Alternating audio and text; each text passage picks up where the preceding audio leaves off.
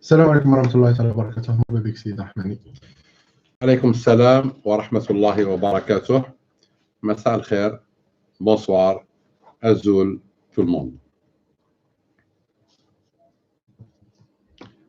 بيان اللجنة الثورية للوحدة والعمل، بيان رقم 3. أيها الشعب الجزائري الثائر، إن اللجنة الثورية للوحدة والعمل تندد باغتصاب السلطة عن طريق ما يسمى بالانتخابات ضد إرادة الشعب الجزائري الثائر، وذلك باستخدام أساليب قذرة عبر آلاته المعهودة في صناعة الرؤساء، وبإعادة إنتاج النظام بوجوه قد ثار عليها الشعب الجزائري منذ 22 فبراير. إن الشعب الجزائري بلغ من الوعي السياسي الذي أبهر به شعوب العالم درجة يجعله محصنا من ألاعيب ودسائس النظام بالالتفاف حول مطالبه الشرعية، فكان الرد قاسيا في الجمعة 43 بأن لا تفاوض أو حوار مع نظام غير شرعي مغتصب للسلطة. أيها الشعب الجزائري، دقت ساعة الصفر للالتحاق بصفوف المقاومة المنظمة التي فرضت كواجب مقدس بعد أن أصبح الظلم قانونا ممنهجا للنظام.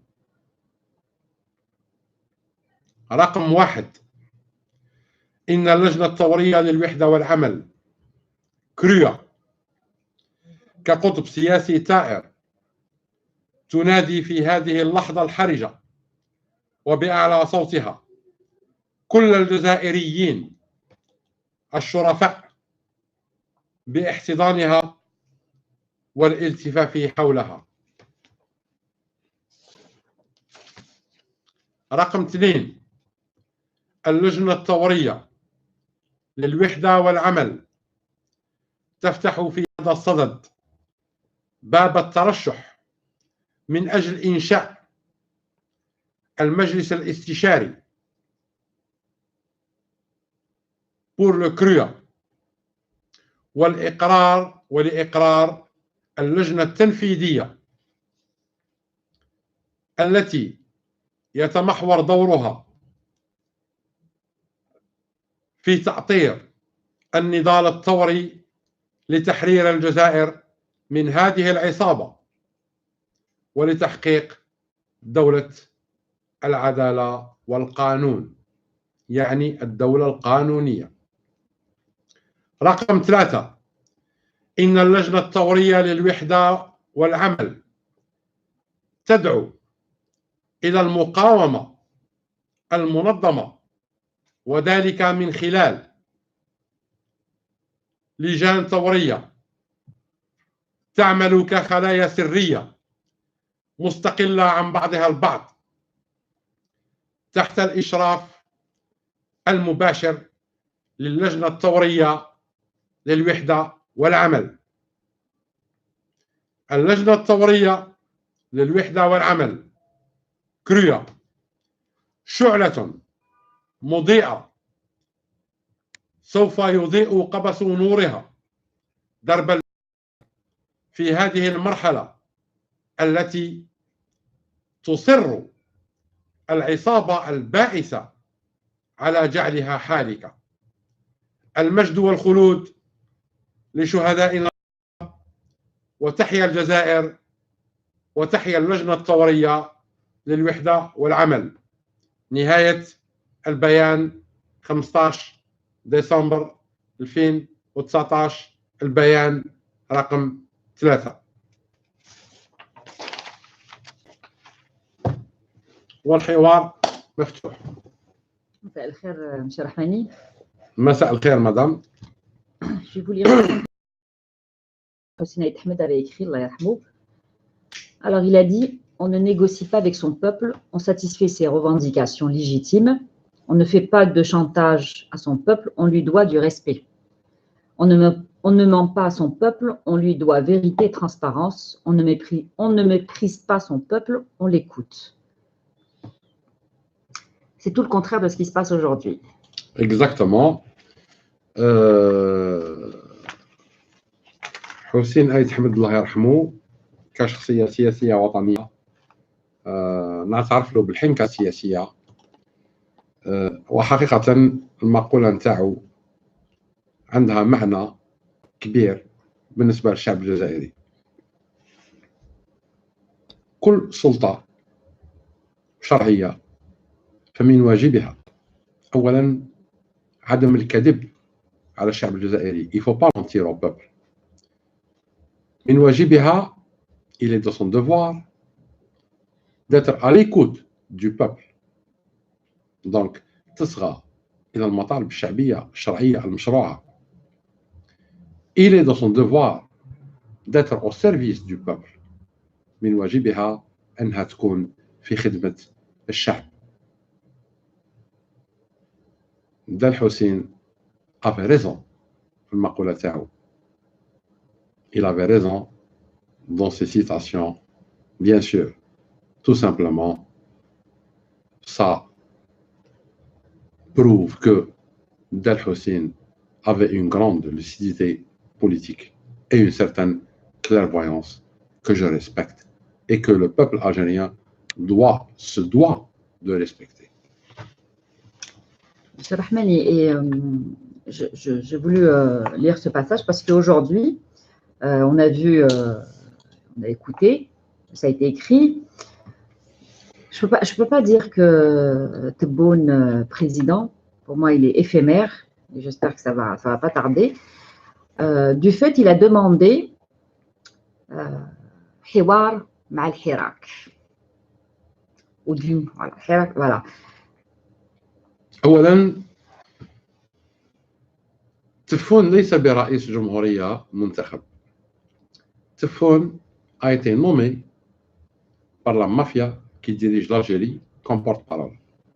يعني التفون هذا أيها الشعب الجزائري ليس رئيسا منتخبا، لكن هو فوض من طرف العصابة المتسلطة على الجزائر باش يكون الناطق الرسمي.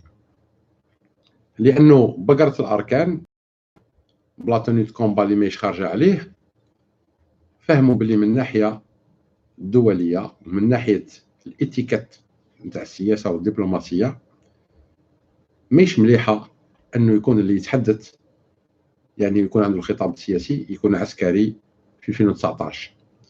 جابوا لنا تفون الملعون، هذا اللي ما عنده حتى معنى.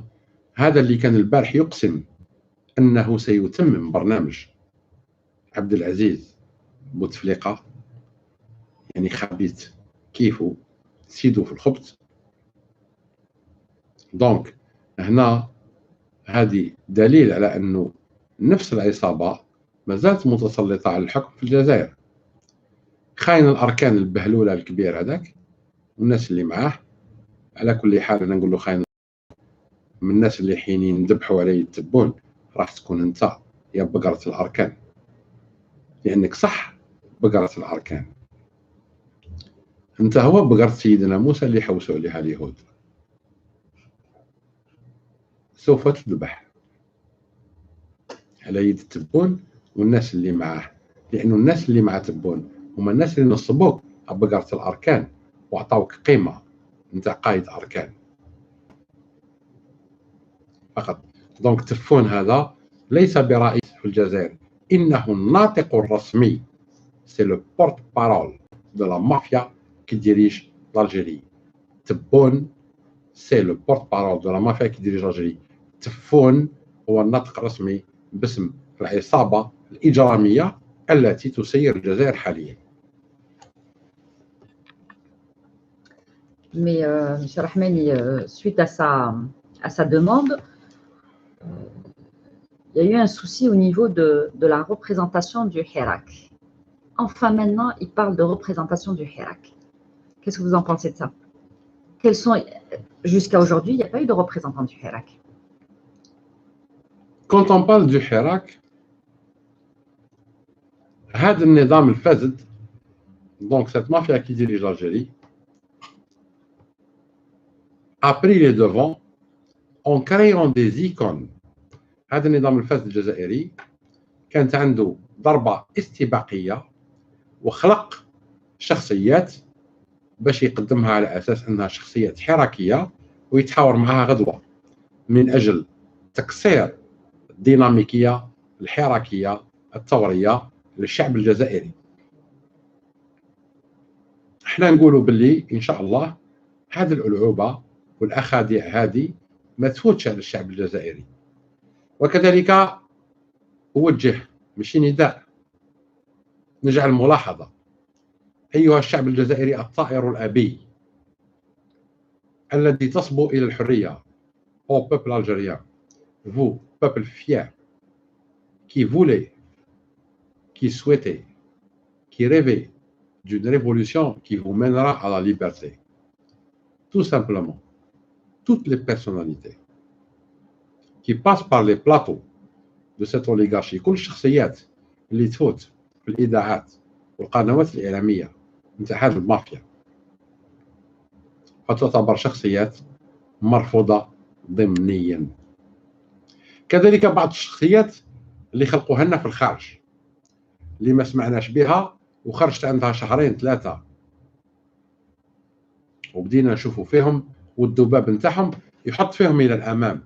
Donc tout le lobbying au niveau des réseaux sociaux, ils mettent en avant des personnalités que nous on ne connaît pas dans la lutte, qui sont venus il y a 60 jours, 75 jours, 90 jours, qui veulent prendre le dessus et après les montrer en tant que représentants du Hirak. Et c'est des gens qui passent sur les médias, des complices de l'oligarchie algérienne. هذا الناس يفوتوا في les plateaux télé اللي هما متعاملين مع السلطة الاستعمارية الجزائرية. هذا توضيح للشعب الجزائري. لكن من منطلق اللجنة الثورية للوحدة والعمل، احنا هذا الناس ما يكلحوناش، ما يحشيوهالناش. تو سامبلومون علاش؟ ان اذكى منهم وحنا اخطر منهم وحنا اقوى منهم ورايحين نواجهوهم. علاش؟ لانه الاتجاه نتاعنا واضح وصريح. احنا اوني كوم ان تون فيتاس، يعني احنا كي تي جي في سور لي راي. استقلال الجزائر الدولة القانونية، وما تهمنا لا الانتخابات البرلمانية اللي جاية لا الانتخابات المحلية اللي جاية.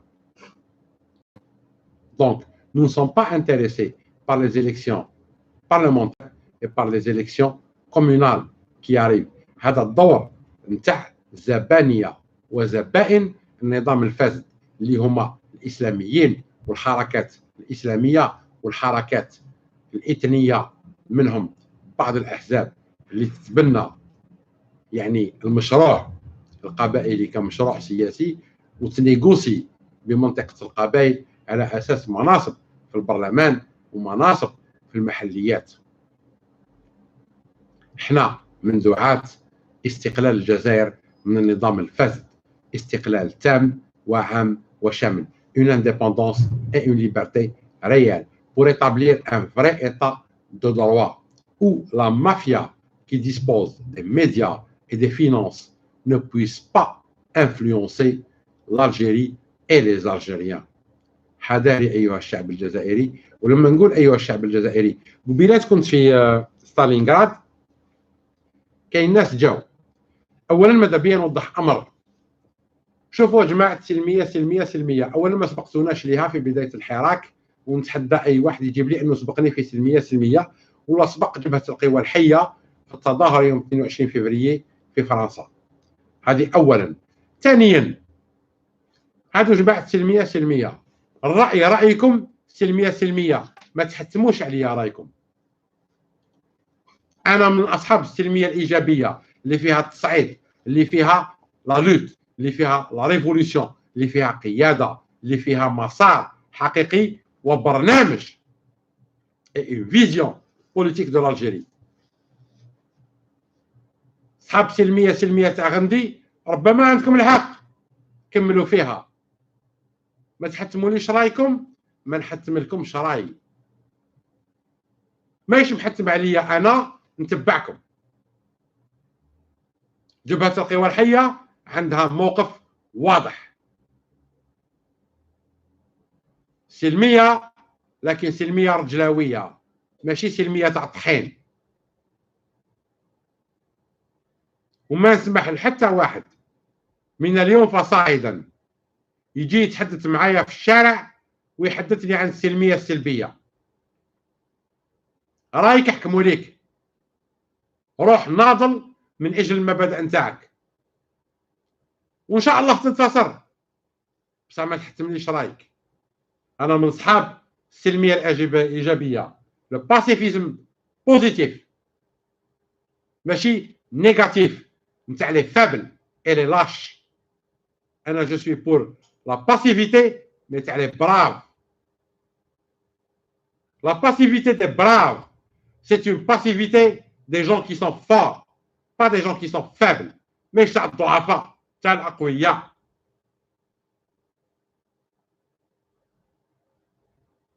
انا نقبل نكون سلمي كي تعود القوه في يدي بهذا الحيك، كيما قال بالمهدي. نهار بوزو لا كيسيون قال له مسيو بالمهدي vous êtes un terroriste, vous mettez des bombes dans des couffins. قال لهم donnez-nous vos avions, on vous donnera nos couffins. je dis la même chose كيما قال بالمهدي. صحاب السلميه السلبيه واللي عندهم مصالح سياسويه ومصالح شخصيه، ما نسميش الاشخاص، ماناش في مرحله تسميه الاشخاص، لكن مستعد نسميهم في مرحله قادمه ونواجههم. تيجيو تلعبوا ادوار على الشعب اللي عنده بالعاطفه تاعو متجه الى الثوره، تلعبوا ادوار وانتم خبثاء، تحوسوا على مناصب، تحوسوا على شرعيه مع النظام الفاسد، يعترف بكم باش يرمي لكم كيفاش نقولوا دي ميات.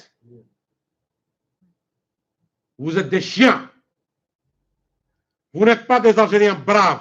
ماكمش رجاله حلال. الحر ما ياكلش من الزباله، يموت بالجوع. passons à d'autres questions s'il vous plaît. Monsieur Rahmani, vous avez parlé des personnes qui passent sur le plateau. On a vu le jeune Atia بن عطية بن عطية إسلام، oui. Islam Ben Attia, qui il ne le dit pas ouvertement qu'il est représentant du Hirak, mais tout le monde a compris qu'il a changé de veste. Comment ça se fait, jeune, avec plein d'espoir au départ, avec tous les jeunes qui ont plein d'espoir en Algérie, comment on peut changer de veste? Ils ont été vaccinés dès le jeune âge, ou là ils ont été formatés. Enfin, j'essaie de comprendre quand on voit. C'est le manque de maturité politique. Donc il n'a pas à s'avancer comme ça sur un plateau et parler au nom du Hirak. معليش، il est dans l'apprentissage de la politique. أنا إسلام بن عطية نعتبره stagiaire en politique. C'est un jeune, c'est un espoir en politique. أمل سياسي un jeune كيما بن عطية. لكن الخبثاء هادو تلاعبوا به من قبل، لما صنت لهم في لو بانيل نتاع الحوار الاول ومن بعد جبد روحه، وتلاعبوا به المره الثانيه. بصح نقول له jeune homme, quel que soit vos diplômes, master 2 je sais pas en conscience politique ou là en histoire ou je sais pas quoi شي خرا، faites attention, faites très attention, لانه vous êtes très jeune pour vous flinguer politiquement مع cette bande de scélérats. لكن انا اسلام بن عطيه ما نلومش عليه، راهو يعتبر متربص سياسي، لكن اللوم على بنين الكلاب اللي يتعاملوا مع المخابرات والمحافظات الجزائريه وخلقوا لنفسهم ادوار سياسيه في الحراك ويحوسوا باش يكونوا هما ممثلين الحراك، يعني يعميوا اعين الناس كما الصحراء تاع فرعون. Donc le Hirak est très infiltré. Bien sûr, très infiltrés. Il y a beaucoup de contre-révolutionnaires qui ont la couleur des révolutionnaires. Donc des jeunes. On les voit, on les connaît. Mais ce n'est pas ça le sujet. Le sujet, c'est le CRUA comme unificateur pour l'action et la révolution. Ce n'est pas ce sujet. Nous avons les bâtons merdeux, اللي نسميهم انا حاشاكم هادو قواطن تاع الزبل. انا غنعرفوا كيف نتعامل معاهم من بعد. ما يجيش الدر هذا نتاع 4 دورو و5 سنتيم يكلحني انايا يهز ميغافون وينكس كي القرد pour se donner une image. ريح كيما راك ترونكيل dans la cour des grands, il faut être un grand. Les petits restent des petits. C'est tout. Un petit est un petit, un grand est un grand, et le Mitch, on n'en parle même pas. Il faut que le peuple comprenne. كل واحد بقدره كما يقول الشاعر العربي عاش امرئ عرف قدر نفسه. كل واحد يحط روحه وين حاب. Monsieur Rahman, le peuple, il sait, mais il y a tellement d'informations, de fausses informations qui arrivent, qui ne sait plus où se donner de la tête. Il faut savoir que pendant 20 ans, ils ont été manipulés. Il faut croire, hein, ils sont peut-être atteints du syndrome de Stockholm et aujourd'hui, on arrive à les manipuler facilement. Madame, c'est très simple, je vais vous répondre. Allah Azza wa Jalla في سورة الرحمن يقول الإنسان علمناه البيان. ربي عطى للإنسان، يعني يقول الإنسان ماشي المسلم، الإنسان كامل كيما راه. باسكو كاين ناس حاطين في دماغهم والله دخل لهم في دماغهم باللي لازم تكون مسلم باش تكون عبد. كيما اليهود قال لهم انتم عباد والاخرين ماشي عباد. احنا في فكره واحده اخرى. دونك الله عز وجل الانسان علمه البيان. دونك tout homme est responsable من المفاهيم نتاعو. لكن هو حب يغلق مخه ويولي بغل راح يكون بغل. بصح ربي عطى للانسان كامل البيان. صافي دير كوا البيان صافي دير عطاه قدره التحليل والتفرقه. Il lui a donné la capacité de faire une analyse objective entre le vrai et le faux. Oui, je suis d'accord. Donc pour moi, c'est une fausse excuse. Je suis d'accord avec vous. D'accord. Qui نسمع ناس انا comme tout à l'heure à Nation. Un jeune de 20 ans, il dit on a connu la violence. Tu as connu quoi? Tu n'as pas connu la violence. Et vraiment, quand je vois un jeune qui a 20 ans, qui n'a aucune expérience, et il tient un discours vieux, aussi vieux que la dictature algérienne, c'est grave. Ça veut dire, غلق مخو ولا un esclave prêt pour l'esclavage. والريح اللي يجي يديه الانسان ماشي الريح اللي يجي يديه. ربي علمه البيان لكن غلق مخه يغلق مخه وحده. دونك انا je ne donne aucune excuse لانه الجهل ce n'est pas une maladie. الجهل c'est une volonté individuelle. كاين ناس حبوا يقعدوا جاهلين. Monsieur Rahman, il y a aussi l'information. Vous savez que depuis les 20 ans de Bouteflika, la télé algérienne et même les télés privées qui appartiennent au même monde, ils ont abruti le peuple algérien. Parce qu'il a voulu être abruti. Oui, c'est laissé faire. Il trouve son compte en étant abruti. Donc, خلاص رانا في عصر التكنولوجيا، المعلومة مفتوحة. لا حبيت تقعد بغل تقعد بغل، لا حاب تفهم كاين كل الوسائل باش تفهم. ولنا مثال في سيدنا إبراهيم عليه السلام. القرآن لما يقص علينا سيدنا إبراهيم كان يتساءل قبل ما يجيه الوحي.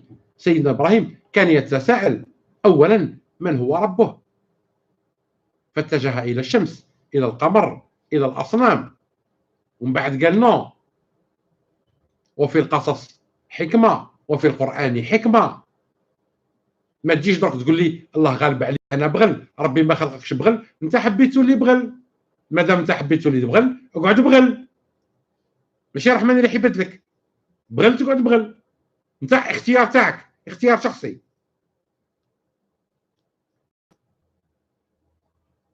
احنا نقولوا للناس السلميه السلبيه ما وصلت حتى واحد من قبلنا الجهه، وهما يقول لك لا نحافظوا على السلميه، السلميه هي سلاحنا. الله يسهل لك، انا نقول كلمه الحق وانت خبط راسك للحيط، شي يهمني فيك اصلا.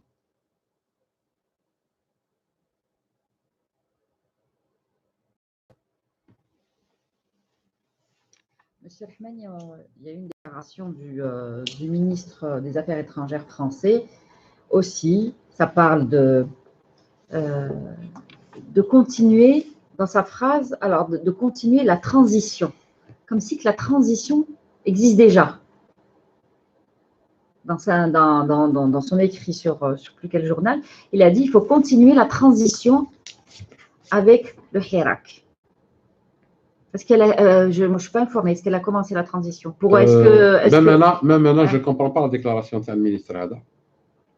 Peut-être oui, l'arrivée de Tebboune en tant que porte-parole de la dictature militaire algérienne, c'est une transition, je ne sais pas. Maintenant, le ministre des Affaires étrangères, moi je lui dis tout simplement, soyez clair et pas ambigu, parce que l'ambiguïté, c'est une tare, c'est une faiblesse. Il faut être clair dans vos discours, messieurs. Tout simplement. Parce que les conséquences d'une Algérie déstabilisée, c'est vous qui allez les subir de plein fouet. Pas que le peuple algérien. Toute l'Europe subira de plein fouet la déstabilisation de l'Algérie. Et elle la subira au niveau européen et au niveau africain. C'est inéluctable. Inéluctable, inéluctable. يعني حتمية رياضية تاريخية مثبتة علميا. اختلال الموازين في الجزائر يضرب أوروبا ويضرب إفريقيا ويدخل كاع المنطقة البحر المتوسطية في زبالة لا فرنسا قادرة عليها لا الأوروب قادرة عليها لا أي قوة قادرة عليها. Et donc, parce que l'Europe et la France sont restés voilà, entre deux chaises, comme on dit. Hein. Je n'ose pas dire le mot, mais ils sont... Ils doivent assumer. Ils doivent assumer ce qui va se passer. C'est tout. Ils doivent assumer.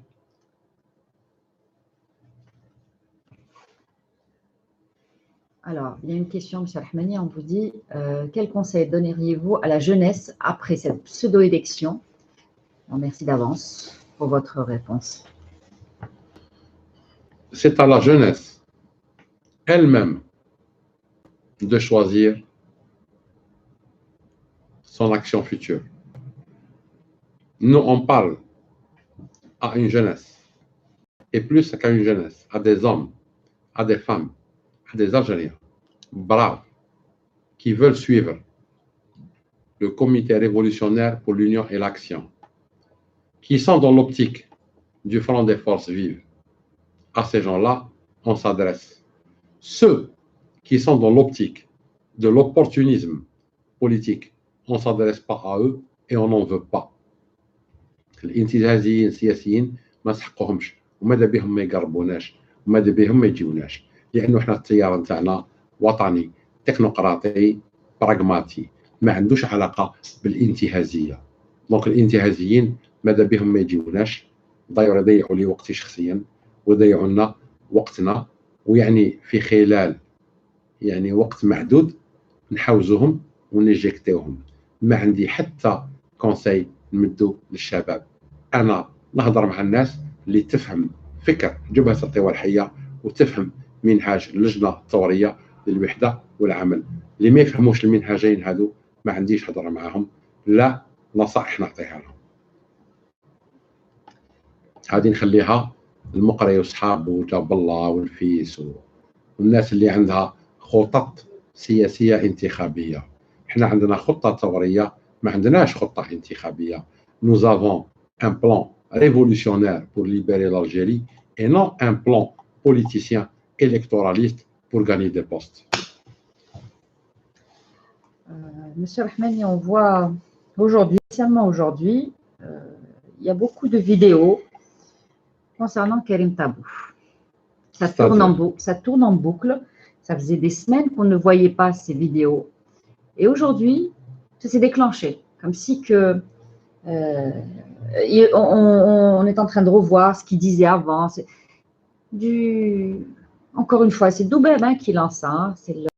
C'est-à-dire, il veut mettre, si vous voulez, حبيتي تقولي باللي كاينه فورم d'orchestration، يعني كاينه اون فورم من تأجيج، يعني نوعا ما الساحه السياسيه باش يحطوا كريم طابو او دوفون. ما عندي حتى مشكل مع الموضوع هذا، يحطوه او دوفون، يحطوه الاريير. كريم طابو راجل سياسي عنده مواقف سياسيه، يتحمل مسؤوليته السياسيه واختياراته السياسيه.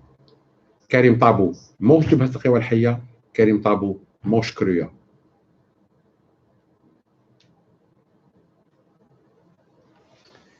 On a essayé, M. Rahmani, est-ce qu'on a essayé d'infiltrer le CRUA ou il y a eu création d'un pseudo-CRUA ou là aujourd'hui il y a une question sur aujourd'hui qui vous dit qu'est-ce que vous pensez il y a eu un mouvement, le GPT, gouvernement provisoire pour la transition. C'est nouveau. Ça vous... Ça ne m'intéresse pas. D'accord.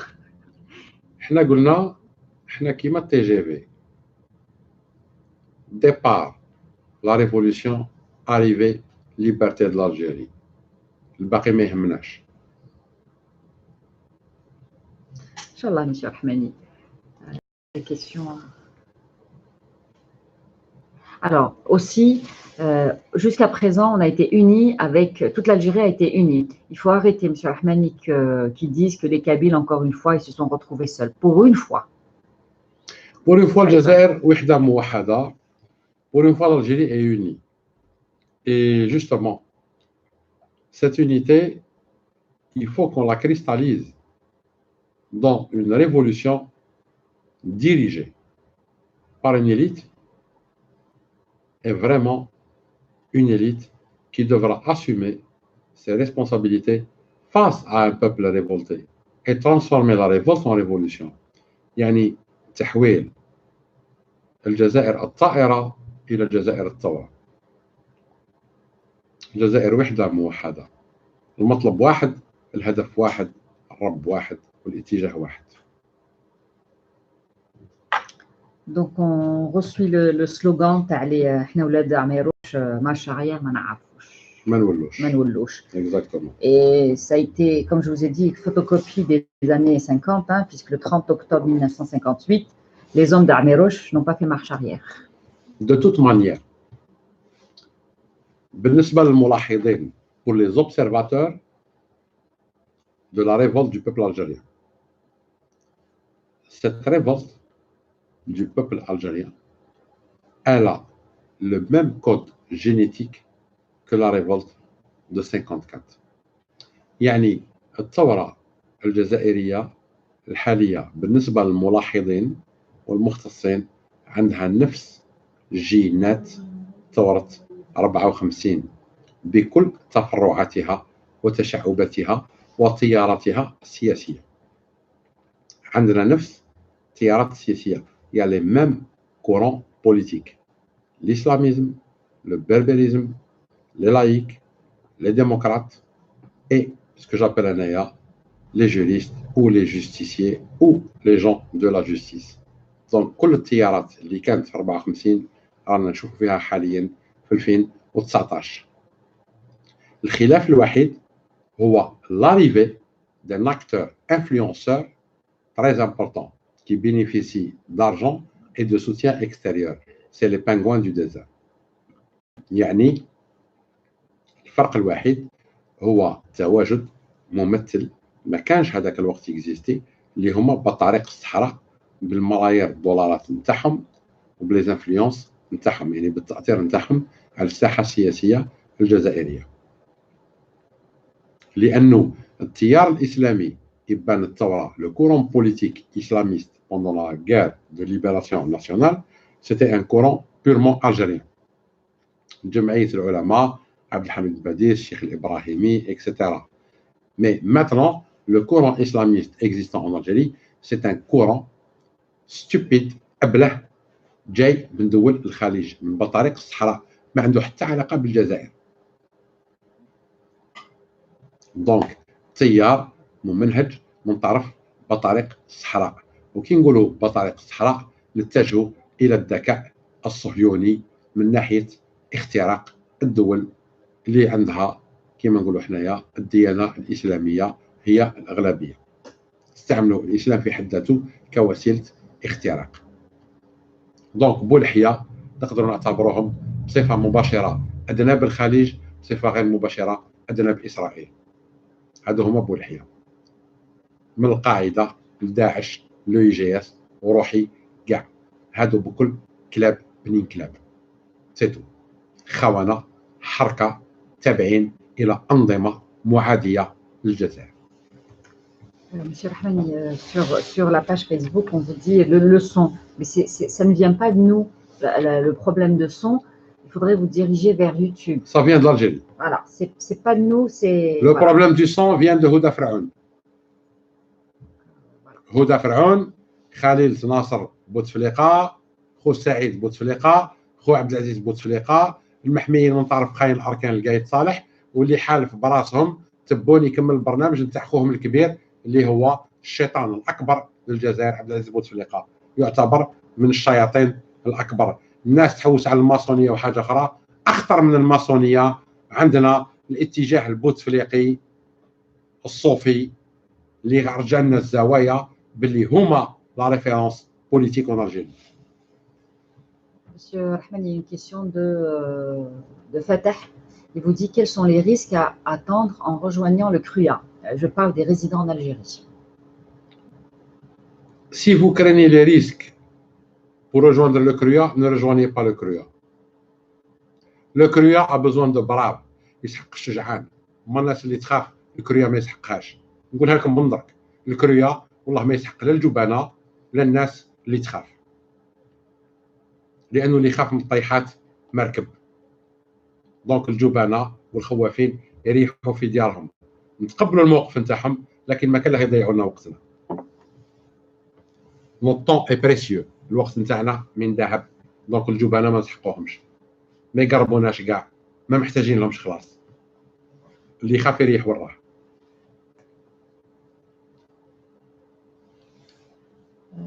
Monsieur Rahman, est-ce que vous pouvez nous en parler un peu de ce qui s'est passé à Oran et pourquoi spécialement à Oran cette fois-ci?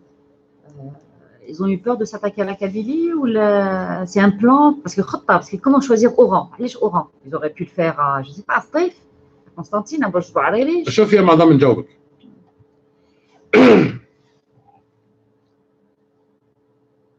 الاتجاه الغرب الجزائري وتفعيل بداية القمع للشعب الجزائري خطة ممنهجة.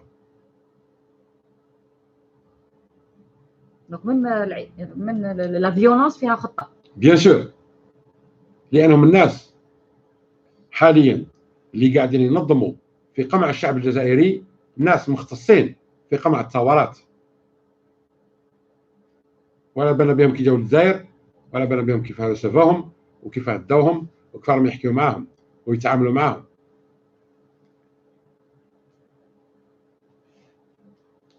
راحوا للمنطقة الأقل تمثيل من الناحية القبلية.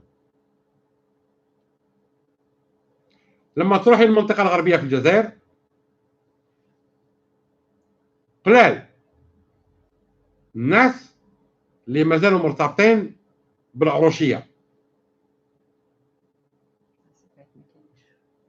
هذا هو الإشكال. لاكابيلي منطقة عروشية والشرق منطقة عروشية، يعني يكون يستعملوا القمع هذا في خنشرة ولا في باتنا، يولي عندهم مشكل قد عزرين مع العروش نتاع الشاوية، تولي لا فونديتا. لاكابيلي باراي، راحوا للمنطقة اللي تلاشات فيها الروح نتاع العروش، وهذه خطة ممنهجة. والمنطقة القادمة هي الجنوب.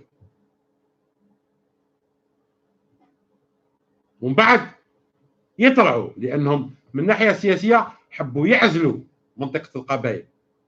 بيان سور استعملوا أبواق كيما البقرة هذيك تاع صالحي هذيك، والله ما على باليش منين جابوا هذه الزبلة هذيك، ديجا أصلنا لا باز من تكزيستي، لكن تستعمل كبوق من أبواق النظام هذا لتأجيج نوع من العدوانية pour créer une scission, alors que réellement la scission n'existe pas. Le peuple est uni. سياسة تفرق تسد باينة. ما ضربوش المنطقة اللي تاريخيا على بالهم باللي الثورة نتاعها كانت عارمة وصارمة، هي المنطقة نتاع القبائل والشرق. حتى في التسعينات المنطقة الأكثر وطئا من ناحية الإرهاب كانت الألجيروا إلاف. علاش؟ لأن المنطقة الغربية فيها الوطنية، فيها السياسة، فيها العفوية، فيها الروح، لكن ما عندهاش القبلية. تلاشات.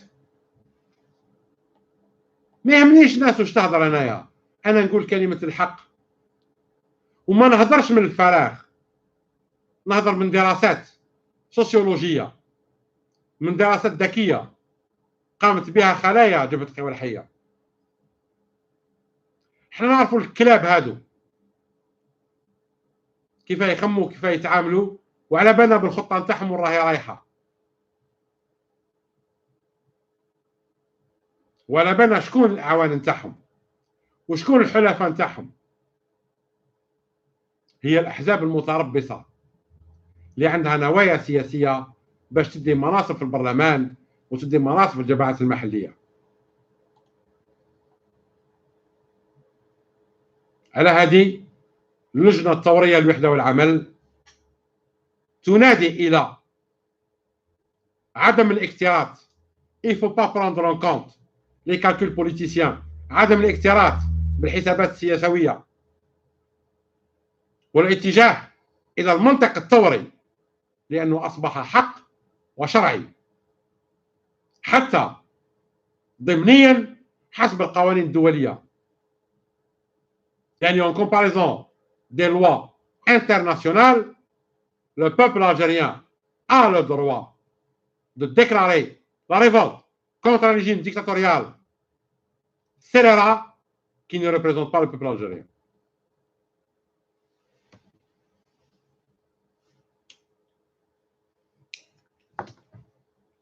مساء الخير الاستاذ رحماني. مساء الخير. فا حضرت انت؟ يا روح. عندي برك كيستيون تاع تخص الجزائريين تاع الخارج، لي زاكسيون اللي نقدروا نديروهم دوكا تيكو فورا، ماشي نستناو.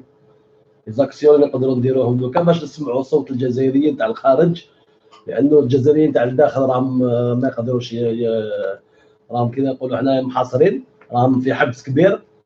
حنا عندنا مادام عندنا الحريه تاع حريه التعبير، حريه التظاهر، واش نقدروا نديروا باش نوصلوا المعاناه تاع الشعب الجزائري، ومع رغم على بالنا باللي كاين تعتيم اعلامي كبير ممنهج ضد القضيه الجزائريه. بارك الله فيك على السؤال نتاعك. السؤال نتاعك ذكي وسؤال وجيه. راح نجاوبك في جملتين يلخصوا كلش. إذا رجعنا إلى ثورة 54 فالجالية الجزائرية هي الأفلان، وجزائريين الجزائر لايلان. يعني جزائريين الجزائر هم جيش التحرير، جزائريين الخارج هم جبهة التحرير. هذه الإجابة تاعي. والكرويا هنا راح نستبق parmi les actions اللي الكريا راح ينادي عليهم عن قريب هي تنظيم مظاهرات عارمة أمام مقرات الإذاعات العالمية من أجل إيصال صوت الشعب الجزائري إلى شعوب العالم. يعني راح نضغطوا على وسائل الإعلام الخارجية وراح ننظموا مظاهرات أمام القنوات الإذاعية الفرنسية والبريطانية والأمريكية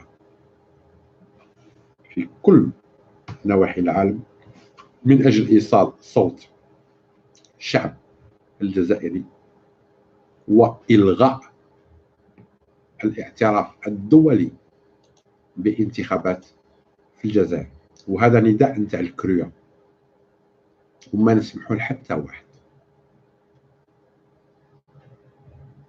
حتى واحد يغلغل هذا النداء. فهذا نداء اللجنة الثورية للوحدة والعمل. Première action, c'est de faire fléchir le politique international via les médias internationaux. C'est-à-dire, nous allons manifester, mais devant les porte-voix de la politique internationale, donc les médias internationaux. Prochaine manifestation, راح تكون face au CSA نتاع فرنسا pour obliger les masses médias français à parler de la révolte et du refus du peuple algérien de la nomination de Tebboune en tant que personnalité civile représentant l'état-major militaire. Tebboune n'est pas le président des Algériens, c'est le porte-parole de l'oligarchie militaire qui dirige l'Algérie. Il n'y a pas eu d'élection en Algérie, il n'y a pas de loi en Algérie, il n'y a pas de constitution en Algérie. Il y a une mafia, une oligarchie mafieuse qui dirige l'Algérie. Et en manifestant devant les masses médias à l'international, nous allons porter un message très haut et très fort aux politiques internationaux. Ne soutenez pas ni Tebboune, ni Gaït Saleh, ni la mafia des généraux. Vous n'avez aucun avenir à avoir avec ces gens-là. S'il y a un avenir pour les relations algéro-internationales, c'est avec réellement une direction et une politique algérienne élue par le peuple algérien libre et souverain. Est-ce que j'ai répondu à ta question? Oui, merci. Ça sera prochainement, M. Rahmani, vous allez l'annoncer ou On va demander l'autorisation et on va organiser ça dans le cadre du CRUA. Très bien. Ben oui, puisque صوت الشعب ماشي الحق alors que يخرج ça fait plusieurs vendredis qui sort et on a l'impression que tout le monde est sourd.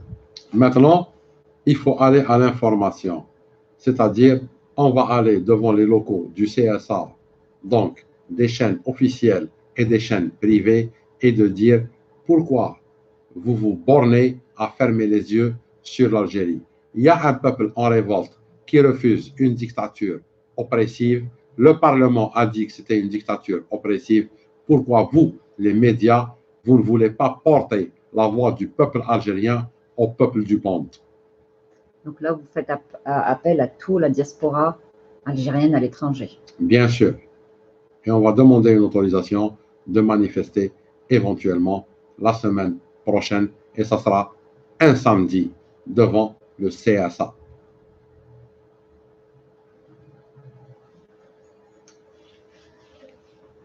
Parce que surtout ils sont sourds, muets. Ils savent très bien que ce président fantoche, il a des dossiers, ils ont des dossiers très lourds sur lui. Et ils acceptent. C'est-à-dire que c'est pas un président. Ouais, c'est un fantoche. Il est nommé comme étant un costume qui va parler au lieu de la tenue paramilitaire. C'est tout. Tebboune lui-même, on n'a même pas besoin de faire une enquête approfondie. Une petite enquête pour minimum 20 ans. Il y a une réclusion criminelle à perpétuité. Si on approfondit l'enquête, il partira pour haute trahison et il sera condamné à mort. avec une sentence exécutable. Monsieur Rahmani, on voit les réponses tout de suite. Excellente initiative concernant les médias. Bon, bien sûr, Doubeb, Hala, ça y est, classe. On l'a dérouté là. Qui? Doubeb. Mais écoutez, Doubeb, il suit la merde. Mais c'est normal. Mais quand il y a de la merde qui s'appelle Tfoun ou Tboun, bien sûr, ils usent de la merde. Donc, il y a des mouches et des moucherons. C'est tout. حتى اللي سماهم الذباب أنا pour moi c'est honorifique. Ça c'est pas الذباب, ça c'est الجراثيم. C'est des microbes.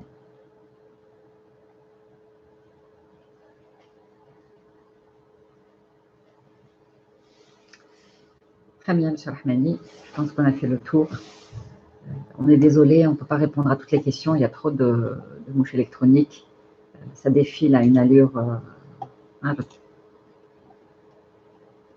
Bon, il ne faut pas les bloquer, les mouches électroniques, même par la peine, parce qu'on perd du temps. ما نهضرش معاهم على بالنا منين جايين. شي جاينا من تونس، شي من الإمارات، شي من مصر. لي بلاتفورم إيجيبسيان باش نقول الشعب الجزائري، يعني القواعد المصرية للذباب الإلكتروني يعني راهي تعمل على قدم وساق من أجل كسر كل الحوارات السياسية، ويستعملها يوتيوب وفيسبوك من أجل غلق القنوات. Il y a une question que j'ai vue, excellente idée. Je suis avec vous pour le CSA, devant le CSA. Oui. Voilà, déjà, M. Rahmani, les gens répondent voilà. tout de suite. Nous, on va demander une autorisation samedi prochain, manifestation devant le CSA. Et c'est le CRUA qui appelle à ça. عاود ذكرهم برك بلي لا ديكلاراسيون درناها في الديبي تاع اللايف باسكو كاين اللي التحقوا من بعد وما نبهمش بلي درناها. Eh ben, il faut qu'ils soient au début de le live. C'est tout. Et au كذلك, la déclaration elle sera publiée sur le site internet du CRUA, crua.org, crua.org, crua.org. Très bien. عندك إضافة مساء رحماني؟ إضافة elle est toute simple. إضافة أتوجه إلى الشعب الجزائري نقول له الأمل مفتوح ما دام راك تطالب بحقك فالنصر قريب فالنصر قريب فالنصر قريب. الناس اللي ماهيش موافقة على المنهاج نتاع رحماني ما كان لها تجي تهضر مع رحماني لأنها ماهيش حتقنعني باش نجيبوها من الآخر باش ما يجيش يعيوني أنايا. جيل في الصحراء واللي تابعين الأعراب والخيم ما كان يجيو يحكيو معايا برك. رحماني ما عندوش وقت يضيعو مع الناس اللي أصلا هي تتبع في أجندات خارجية